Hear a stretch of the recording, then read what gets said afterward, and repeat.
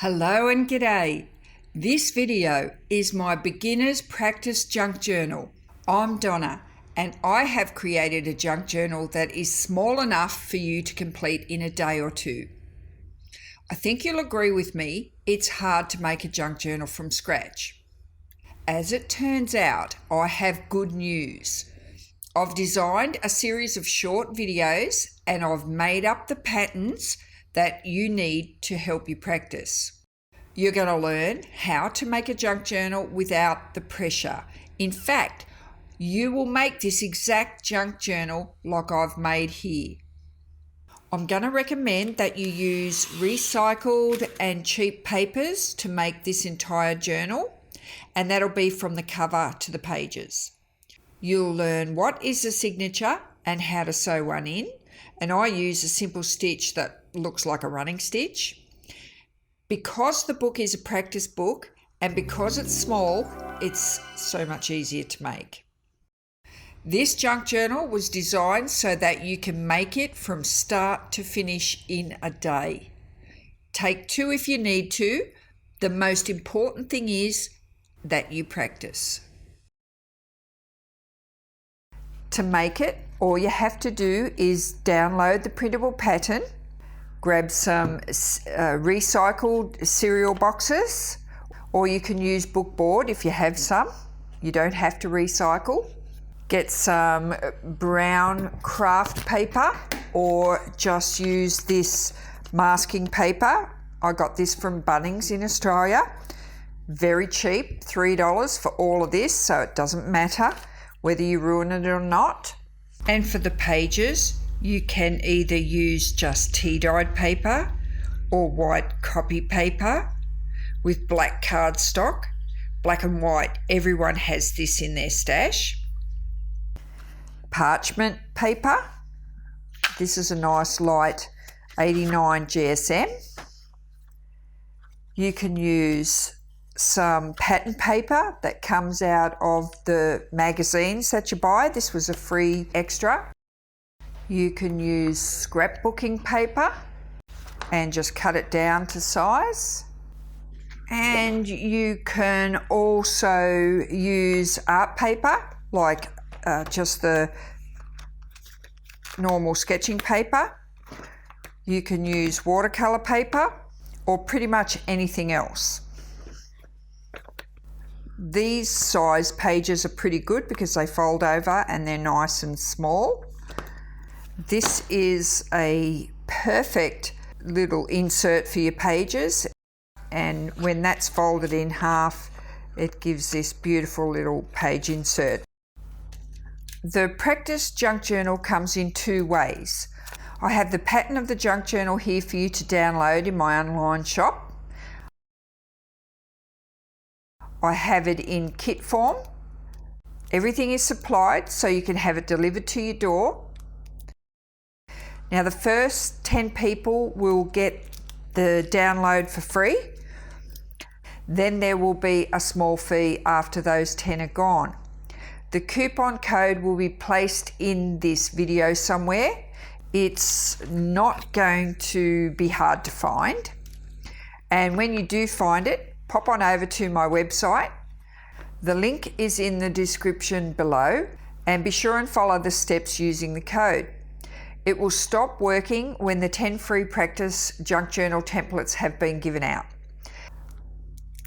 I've made this as easy as I can for you to follow along. Just keep on watching this video for the instructions. I've also taken photos in detail, so there's a lot of close-up photos, so you'll be able to see things a lot easier that way. Sometimes in video it's a bit tricky, a bit harder to see. Now we're ready to start. And remember, it's a practice junk journal. It doesn't matter if you mess it up.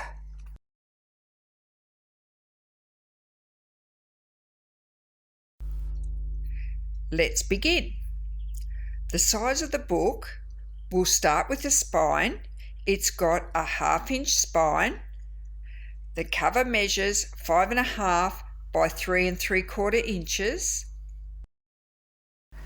We have one signature Now this one signature is made from 12 pieces of paper.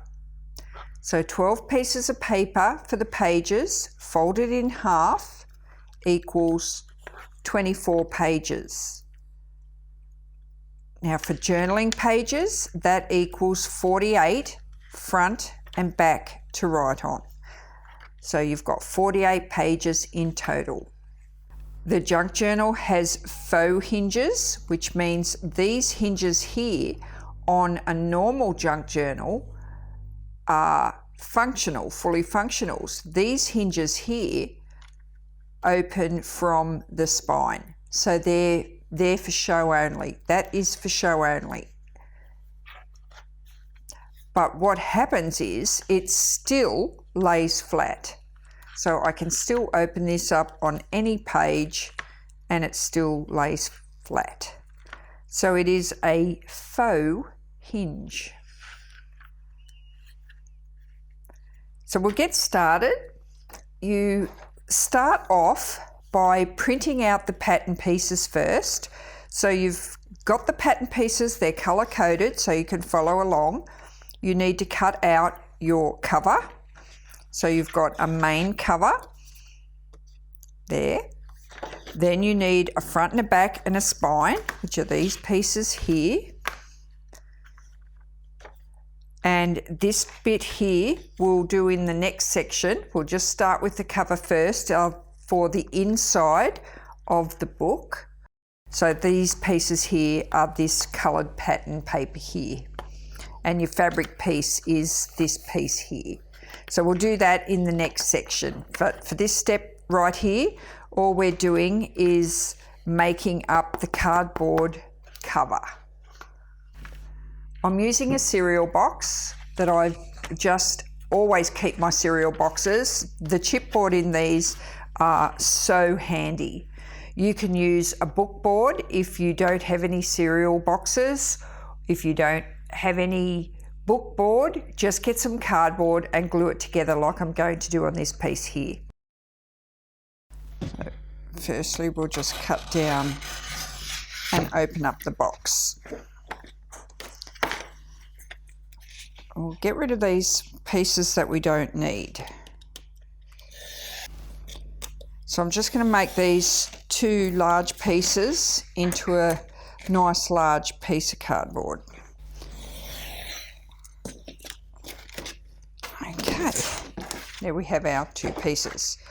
Now, they can be, if you've got plenty of cardboard, glue these pieces together. But what we need is I need one piece to be single layer because I'm going to fold that and use it for the cover. And I need this piece here to be glued together as a double thickness. So instead of gluing these two pieces together, I'm just going to put that one aside. And I'm going to halve this one. And I'm going to use this for the second part of my cover. So just work out where your halfway is, approximately.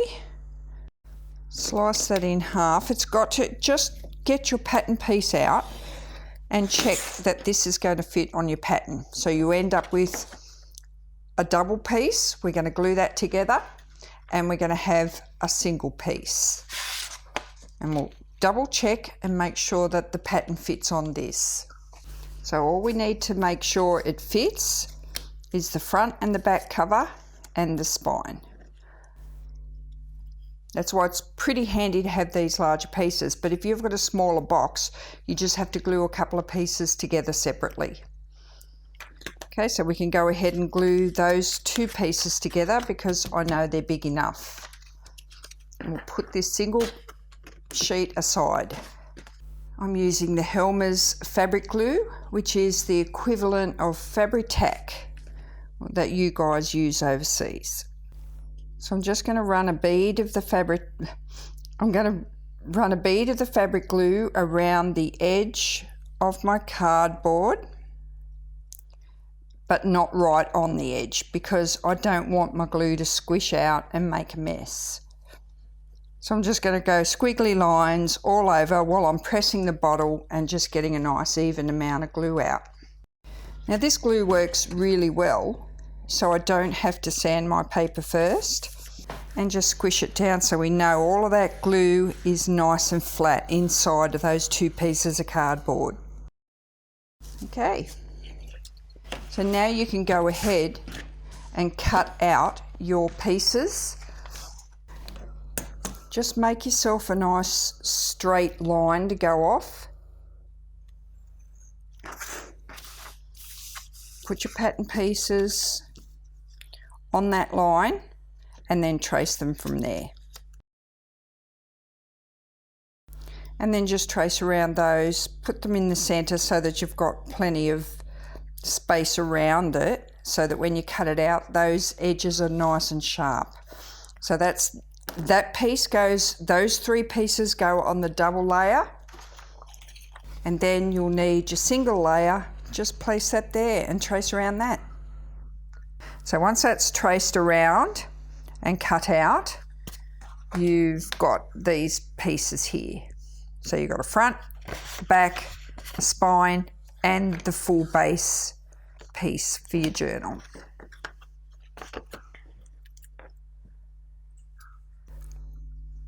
Our next step is to put some markers on here for our score lines. Now, because this is colour coded, our score lines are where the red lines are, the markers, and that is where the spine will sit on your main base piece. And I'm just going to put a pencil mark where the red lines are. I'm going to shimmy that up a little bit more and do the same on the bottom. Just moving it up a little bit, put a red line marker there. Now that's where my spine sits on the book. If I was to open that up flat, we're going to score right next to that there, but on this main base piece on the bottom, which is this piece here. So I'll just grab my scoreboard. Okay, now you can freehand score this, just going here. But I find because this cardboard is a little bit heavier, I like to put it in the guide here. So I'm just going to put that in there, fold that down, and I'm going to score using this as a guide so that I know that my line will stay straight because I'm using this here. Don't want to score too heavy. I'm going to shimmy it across till the second pencil line comes over, and I'll square it up at the top and the bottom. If this is not even, your spine will be just a little bit crooked. But remember, this is a practice journal. It doesn't matter if it's just that little tiny bit out. It doesn't have to be 100% perfect. Excellent's good enough. Okay, don't put yourself under a lot of pressure. Okay, so we've got those lines marked there. So now all we're going to do is just fold them over and make sure that is level there. Turn it around. Fold that one over. Make sure it is level there. And now you've got your 2 fold lines, which are going to be our hinges for the book. Now when I pick this back up and put it on there, it fits perfectly. There's our 1/2 inch spine. Now that is the 2 pieces glued together that we just done a little bit earlier. So those 2 pieces, that spine piece fits right in the center of those 2 score lines perfectly.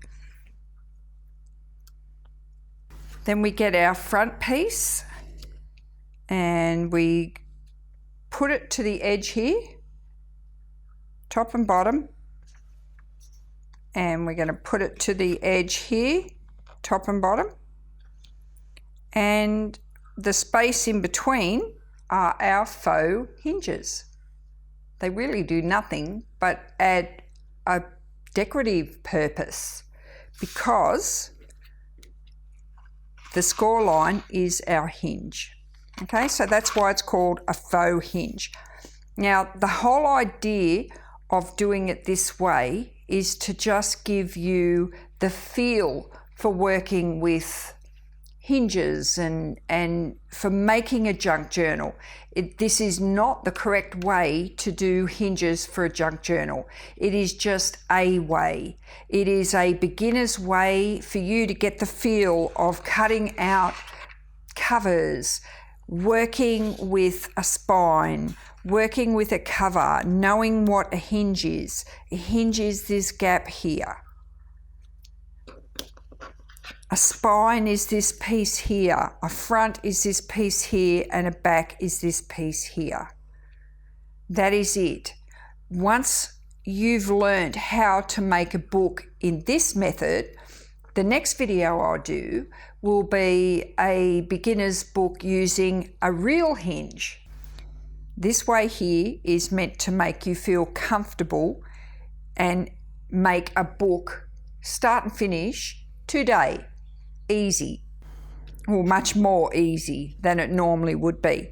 Okay, so now we're going to glue those pieces on. We'll go this way because that's the way I've folded my cardstock, so we'll keep it going that way. So I'm going to put some glue on here, staying away from the edge again. I'm going to put it on the table in a minute. This is just a little bit awkward doing it that way, and I'm just covering the whole lot. Okay, so I've got a generous amount of glue, and I'm going to go corner to corner, corner to corner, squaring it up, edge to edge, top and bottom. Get my bone folder and flatten it down.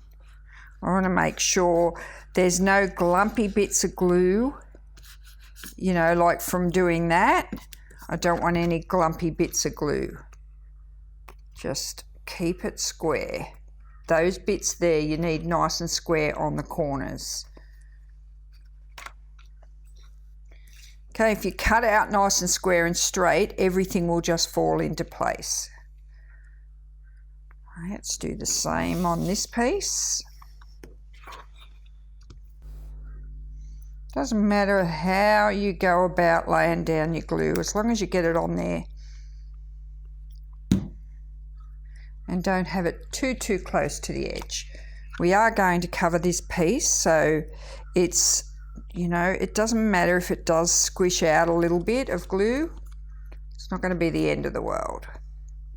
Squaring up those edges, flattening down the glue that we just put down. Okay, we'll do the same to the spine. Our faux spine.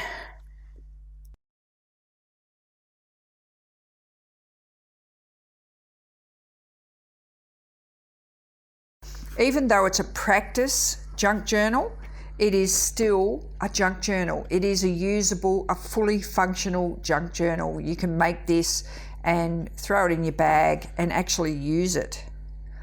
Okay, so that's all now nice and square. Once that glue takes a bit more, I want you to push it down even more and have that good contact. There's the makings of our cover. Now the next step is to cover this main base, which is the main base of our journal. We're going to cover it with this most beautiful paper. And I'm using the masking paper, and I got this from Bunnings. It's in this pack was a twin roll pack, and it's craft paper. and it cost me $9 for 2 rolls of this, and it is perfect, and it looks pretty good. Like it's normal craft paper really. Again, the whole reason for this practice journal is that you're not afraid to waste any of your paper. By using this paper, it doesn't matter if you wreck it. You can use whatever you've got, whatever you like. Okay, now I'll be back in a minute. I'm going to go set up my table for part 2 of this video, how to cover the cover.